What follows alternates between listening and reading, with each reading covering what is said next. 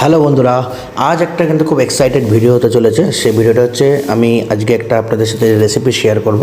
এটা হচ্ছে বলতে পারো অনেক ইউটিউবেও আছে, বাট আমি রেসিপিটা নিজের থেকেও কিছুটা বানিয়েছি। সেটা হচ্ছে এঁচড় দিয়ে, যেটাকে আমরা গাছপাটা বলি, এঁচড় দিয়ে মেটে দিয়ে আর খাসির চর্বি দিয়ে। ওফ, জাস্ট এক অসাধারণ, মানে শুনেই কেমন জিভে আমার জল চলে আসছে। যখন বানিয়েছি এবং খেয়েছি আরও দুর্দান্ত হয়েছিল। দেখতেই পাচ্ছ, মেটে কাটার পরে খাসির চর্বিটা নিয়েও কাটেছি এবং এঁচড়টা হলুদ দিয়ে নুন দিয়ে সেদ্ধ করতে বসিয়ে দিয়েছি।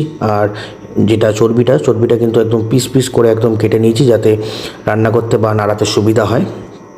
এরপর আসি হচ্ছে অন্যান্য জিনিসপত্র। সেটা হচ্ছে একদম সিম্পল ঘরোয়া জিনিস, একদম পেঁয়াজ, আদা, রসুন, টমেটো, কাঁচা লঙ্কা, শুকনো লঙ্কা একটু দিয়েছিলাম, ব্যাস। গরম তেল দিয়ে, আর এই যে আলুটা দেখছো, এটা কিন্তু লাল আলু, ছোটো ছোটো ছোটো লাল আলু। এই আলুটা দিয়েই কিন্তু আজকে রেসিপিটা হয়েছে। গোটা গোটা করে ভেজে নিয়েছিলাম, কিন্তু তারপরে সেদ্ধ হওয়ার ভয় পাচ্ছিলাম বলে মাঝখান দিয়ে কেটেও নিয়েছিলাম। আর এই যে পুরো রান্নাটা হচ্ছে, দেখতে পাচ্ছ, আলুটা ভেজে তেলটা তুলে নিয়েছিলাম, আর পুরো রান্নাটাই কিন্তু হবে এই চর্বির তেলে। মানে বুঝতেই পারছো যে রান্নাটা কেমন হতে চলেছে। পেঁয়াজটা চর্বি থেকে যখন তেলটা ছাড়লো, পেঁয়াজটা আর গোটা গরম মশলা দিয়ে একদম পেঁয়াজটা লাল লাল করে ভেজে নিয়েছিলাম। আর ভাজা যখন একটু একটু করে ব্রাউনিশ কালারটা চলে এসেছিলো, তখনই কিন্তু এর মধ্যে আমি দিয়ে দিয়েছিলাম হচ্ছে মশলা। আর মশলা বলতে যেটা থালায় যেটা দেখলেন সাজানো টমেটো দিয়ে, সেটাই একদম পেস্ট করে, মিক্সিতে পেস্ট করে একদম দিয়ে দিয়েছিলাম। আর তারপরে যেটা মানে অ্যাকচুয়ালি করতে হয়, ভালো করে মশলাটাকে কষালাম।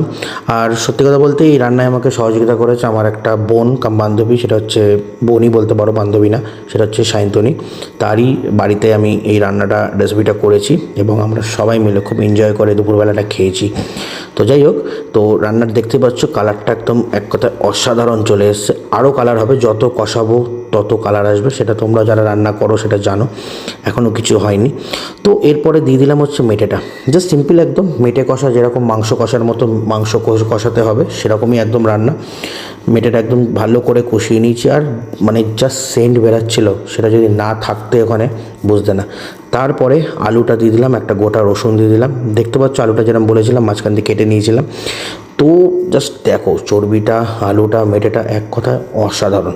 আর রান্নাটা যেহেতু একটু রিচ হচ্ছে, সেহেতু একটু মানে মশলাটা একটু কম ছিল, কারণ এতটা এঁচড় দেখতেই পাচ্ছ। প্রথমে কিছুটা এঁচড় দিয়ে নাড়িয়ে দিয়ে তারপরে আবার এঁচড়টা দিয়েছিলাম। তো বেশি মশলাপাতি মানে গুঁড়ো মশলা এগুলো ছিল সামান্য, যেমন জিরে গুঁড়ো, ধনে গুঁড়ো, একটু হলুদ, নুন, যেগুলো সিম্পল সবার রান্না করে থাকে, এমন কোনো আহামরি কিছু দিইনি। কিন্তু রান্নাটা হয়েছিল কিন্তু খুব টেস্টি।